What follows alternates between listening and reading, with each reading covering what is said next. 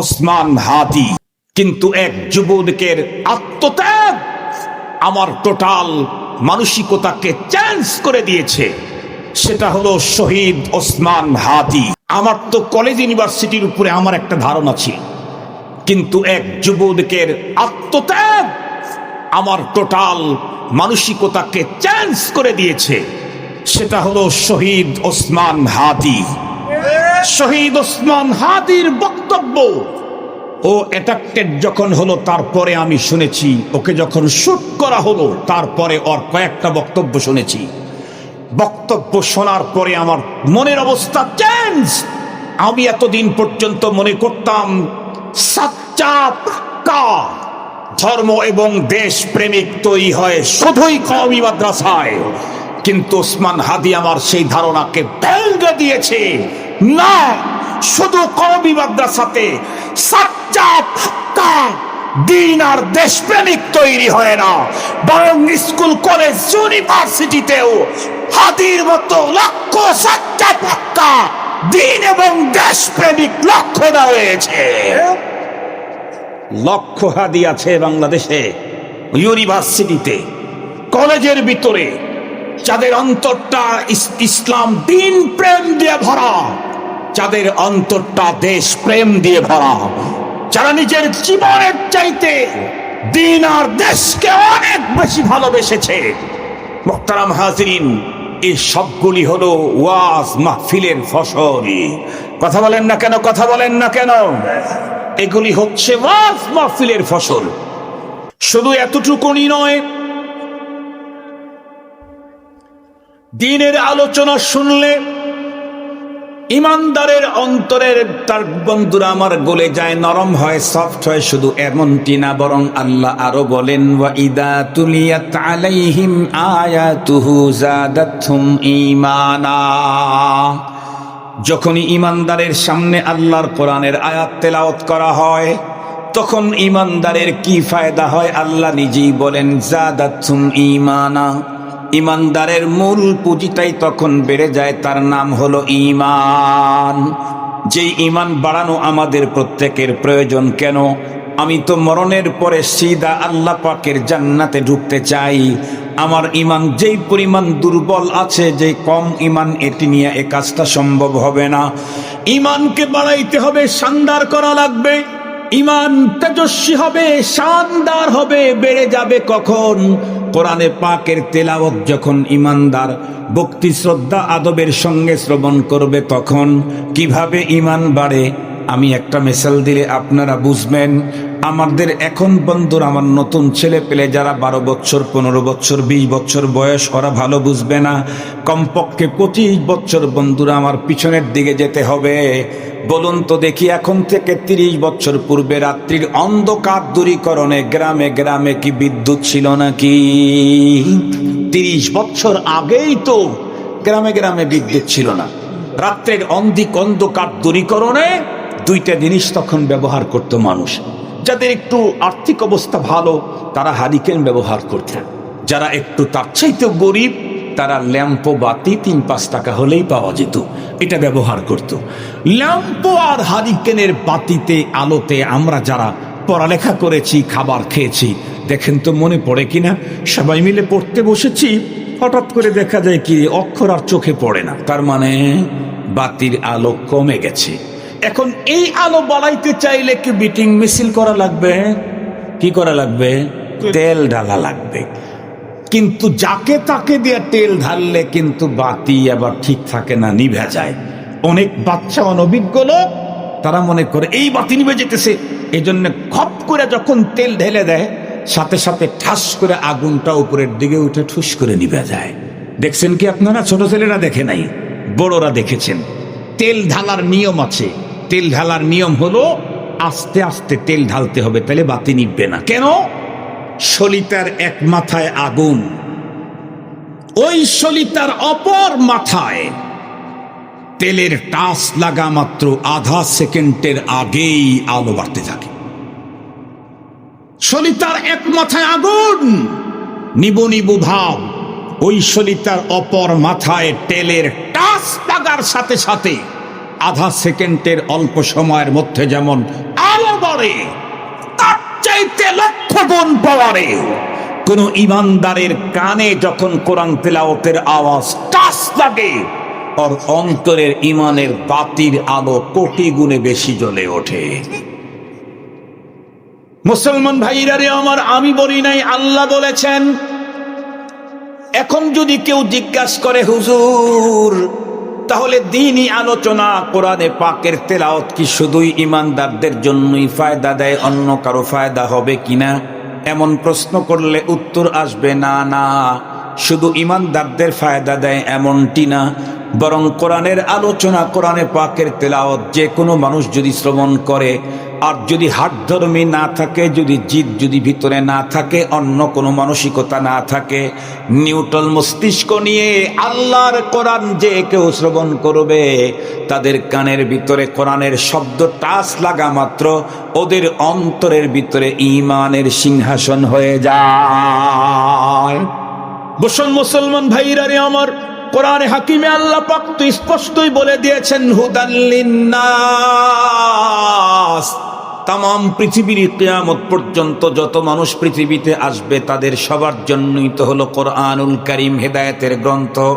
ভালো করে বুঝবার জন্য একটা মিসাল আপনাদেরকে দেই। কোরআনে হাকিমের ভিতরে আল্লাহ তাআলা বলেন, কুল উহিয়া ইলাইয়া আন্নাহু ইসতামা'a নাফারুম মিনাল জিন্নি ফাকালু ইন্না সামি'না কুরআনান আজাবান ইয়াহদি ইলার রুশদি ফাআমান্না। বন্ধুরা আমার, সম্ভবত সূরা জিন প্রথম নাম্বার আয়াতে কারিমা। এই আয়াতে কারিমার তর্জমা ব্যাখ্যা পড়তে গিয়ে বন্ধুরা আমার দেখবেন এর শানে নুজুলের ভিতরে আমাদের পয়গম্বর সাল্লাল্লাহু আলাইহি ওয়াসাল্লাম যতদিন পর্যন্ত আল্লাহ পাক কোরআন নাজিল শুরু করেন নাই, ততদিন পর্যন্ত আসমান ছিল একদম শিথিল। দুনিয়া থেকে জিন্নাতগুলি আসমানে বন্ধুরা আমার আসা যাওয়া করত।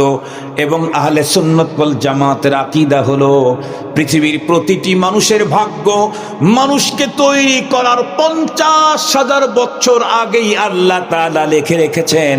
কারণ সহজ কথা, আপনারা বলেন, আমরা আমাদের যেই বাড়িটা তৈরি করব, বাড়ি তৈরি করার মিনিমাম 20 বছর আগে মাথার ভিতরে প্ল্যান তৈরি হয় কিনা? আগে প্ল্যান হয়, তারপরে বাড়ি হয়, গাড়ি হয়, মসজিদ হয়, মাদ্রাসা হয়। আগে প্ল্যান করে কতটুক লম্বা করবে, কতটুক দৈর্ঘ্য করবে, কতটুক প্রস্থ করবে, ডিজাইন কি করবে, এটা আগে অনেক আগে হয়। তারপরে ধীরে ধীরে ইট আনা হয়, তারপরে সিমেন্ট আনা হয়, বালি আনা হয়। কাজ করতে করতে 30 বছর আল্লাহ পাক এ পৃথিবীর প্রতিটি মানুষের প্ল্যান মানুষ সৃষ্টির 50,000 বছর আগেই করেছেন, যেটাকে তাকদীর বলা হয়। যেটা কি বলে, কথা বলেন, তাকদীর বলা হয়। এই ভাগ্য তো লিখেছেন মানুষ সৃষ্টির 50,000 বছর আগে, কিন্তু এই ভাগ্যের কার্যক্রম ওই লেখা অনুযায়ী পৃথিবীতে বাস্তবায়ন করবার জন্য 1 বছর আগে ফেরেশতাদের কাছে তাদের কর্মপদ্ধতি ফেরেশত পাঠায় দেওয়া হয়। সেটা হলো শাবানের মধ্যবর্তী রজনী, লাইলাতুন নিসফ মিন শাবান।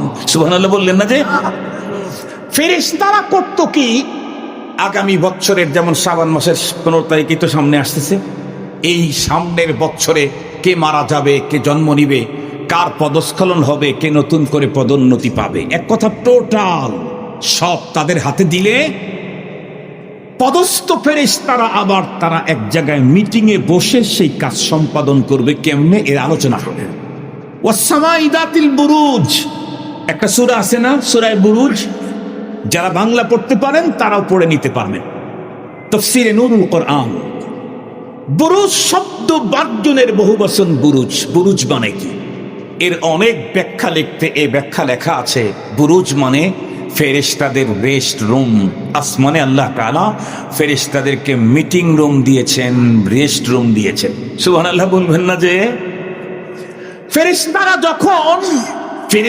যখন ওই মিটিং রুমের ভিতরে 1 বছরের কার্যক্রম, কে মরবে, কে বাঁচবে, কার সন্তান হবে, কে মারা যাবে, কে বিদায় নিবে, কে রান্না করা খাবার রেখে পালাবে, কে বিদেশ থেকে এসে ইন্টারিম প্রধান হবে, সব তো 1 বছর আগে কমপ্লিট।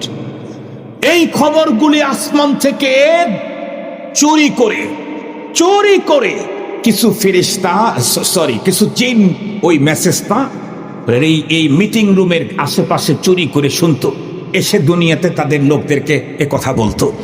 কিন্তু যেদিন থেকে কোরআন নাজিল শুরু হলো সেদিন থেকে পুরা আসমানে রেড অ্যালার্ট।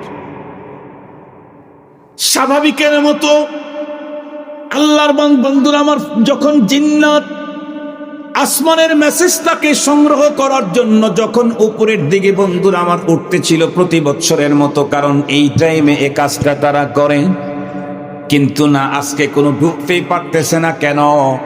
কোরআনে হাকিমে আল্লাহ পাক রব্বুল আলামিন বলেন ফাআতবাহু শিহাবুন সাকিব, যেই মাত্র তারা ওই নির্ধারিত এরিয়ার ভিতরে ঢুকতে চায় চতুর্দিক থেকে তাদের উপরে শুট করা হয়। আতবাহু শিহাবুন সাকিব, হাজার চেষ্টা করেও যখন এরিয়াতে ঢুকতে পারল না ওরা, তখন একটা পর্যায়ে বন্ধুরা আমার ব্যর্থ হয়ে ফিরে গেল।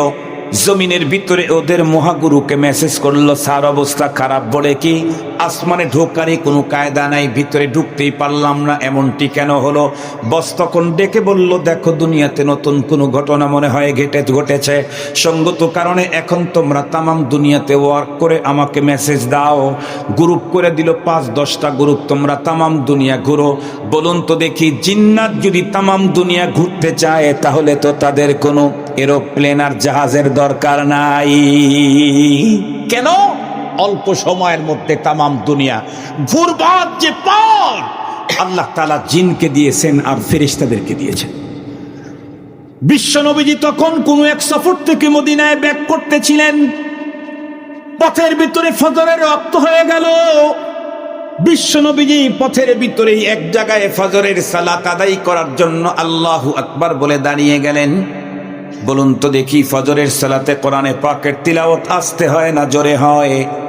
নবীজির কণ্ঠে যখন কোরআনে পাকের তেলাওয়াত চলতেছিল, ছোট্ট একটা জিনের গ্রুপ ওই দিক দিয়ে যাইতেই সেখানে থমকে দাঁড়িয়ে গেল। তাদের কানের ভিতরে কোরআনে পাকের আয়াত ঢুকতেই তারা অবাক হলো। সামি'না কুরআনান আজাবা, জিন্দেগিতে তো কোনোদিন এই জাতীয় শব্দ আমাদের কান স্পর্শ করে নাই, কেমনে করবে? কারণ এই জাতীয় কালাম তো আল্লাহ পাক রব্বুল আলামিন অতীতে কোনোদিন দুনিয়াতে প্রেরণ করে নাই। পৃথিবীর সমস্ত আসমানি গ্রন্থগুলা হলো কিতাবুল্লাহ, আমার পয়গম্বরের উপরে যেটা নাজিল করা হয়েছে এটা শুধুমাত্র কেবলমাত্র কিতাবুল্লাহ না, এটা কালামুল্লাহ। এই জন্য নবীজি বলেন, তাবাররাক বিল কুরআন ফাইন্নাহু কালামুল্লাহি ওয়া খারাজা আনহু। এ আমার উম্মতেরা, তোমরা কত কিছু দিয়ে দুনিয়াতে বরকত নিতে চাও, আমি নবী তোমাদেরকে বলছি আল্লাহর কোরআন দিয়ে বরকত হাসিল করো, কারণ এই কোরআনের প্রতিটা অক্ষর শব্দ স্বয়ং আল্লাহর জবান থেকে বেরিয়েছে। জিনগুলি ওখানে দাঁড়িয়ে গেল। যতক্ষণ পর্যন্ত পয়গম্বর কোরআন তেলাওয়াত করলেন ততক্ষণ পর্যন্ত আর নড়াচড়া কিচ্ছু নাই, একদম গভীরভাবে শ্রবণ করতেছিল। পয়গম্বরের তেলাওয়াত যখন শেষ হয়ে গেল, তারা তাদের অভিব্যক্তি বন্ধুরা আমার সেখানে পেশ করে চলে গেল। ইন্না সামি'না কুরআনান আজাবান ইয়াহদি ইলার রুশদি ফাআমান্না। আমরা এক আশ্চর্য পাঠ শুনলাম যা জীবনে শুনি নাই। যতটুকুন শুনেছি তা থেকে বুঝেছি এই পাঠটা মানুষদেরকে কল্যাণের পথে ডাকে, হেদায়ের পথে ডাকে। সঙ্গত কারণেই আমরা এই কিতাবের প্রতি ঈমান আনলাম। আল্লাহু আকবার বলেন, আল্লাহু আকবার। এরা কিন্তু মুমিন ছিল না। নবীজির কণ্ঠে কোরআনে পাকের তিলাওয়াত তাদের কানে ঢুকতেই ঈমান তাদের কলবের উপরে জায়গা করে নিয়েছে। আল্লাহু আকবার বলেন। মুহতারাম হাজিরিন, আমার ভাইকে স্টেজে নিয়ে আসার জন্য বলছি। আমার আলোচনা শেষ। আমি বলতেছিলাম তিনি আলোচনা আমাদের জীবনে কতটুকুন প্রয়োজন। আমি তো ডাইরেক্ট জান্নাতে যেতে চাই, কিন্তু জান্নাতে যেতে চাইলে যেই কোয়ালিটির ঈমান দরকার সে ঈমান আমার কাছে নেই। এই ঈমানকে পাওয়ারফুল করতে হবে, এই ঈমানকে শানদার করতে হবে, এই ঈমানকে তেজস্বী করতে হবে, এই ঈমানকে বাড়াতে হবে। আর ঈমান বাড়াইতে চাইলে যত পদ্ধতি আল্লাহ তাআলা ইসলামে আমাদেরকে দিয়েছেন তার ভিতরে সবচেয়ে সহজ সুন্দর পদ্ধতি হলো কোরআনের আলোচনার মাহফিলে উপস্থিত হয়ে দ্বীনি আলোচনা শ্রবণ করতে থাকা। কেন? যতক্ষণ পর্যন্ত আল্লাহর আলোচনা শুনবো ততক্ষণ পর্যন্ত দিলের উপরে কাজ হতে থাকবে, দিল গলে যাবে, আখিরাতের দিকে দিলটা তখন অগ্রসর হবে, গুনাহ ছাড়তে ইচ্ছে করবে, নেকি করার আগ্রহ আর আবেগ তৈরি হবে। যখনই কোরআনে পাকের তিলাওয়াত হবে তখন আমার অন্তরের ঈমান পাওয়ারফুল হয়ে যাবে। আল্লাহু আকবার বলেন। ঈমানদারের এই ফায়দা বেঈমানও যদি দ্বীনি মাহফিলে অংশগ্রহণ করে নিউট্রাল মস্তিষ্ক নিয়ে, যদি কোরআনে পাকের তেলাওয়াত শুনে বেয়াদবি যদি না করে, তাহলে তেলাওয়াতের কারণে বেঈমানের অন্তরের ভিতরে ঈমান জায়গা করে নেয়।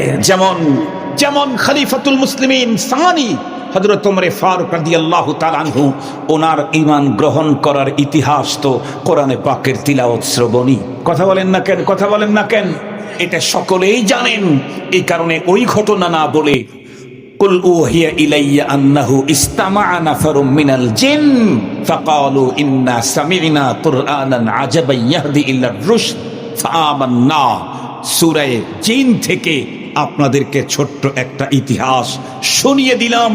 মুহতারাম হাজিরিন, বুঝে থাকলে বলুন, আমি আলেম হই, ফাজেল হই, আমি তাবলীগওয়ালা হই আর তাবলীগ ছাড়াই হই, আমি মন্ত্রী ব্যারিস্টার যাই হই না কেন, আমার ঈমান যেহেতু কম, আমার ঈমান যেহেতু দুর্বল, সঙ্গত কারণে ওয়াজের মাহফিলে আসলেই, কোরআনের কথা শুনলেই যদি আমার ঈমান পাওয়ারফুল হয়, তাহলে দুনিয়াতে যত যা দরকার আমার আছে তার মধ্যে প্রথম দরকার কোরআনের মাহফিল।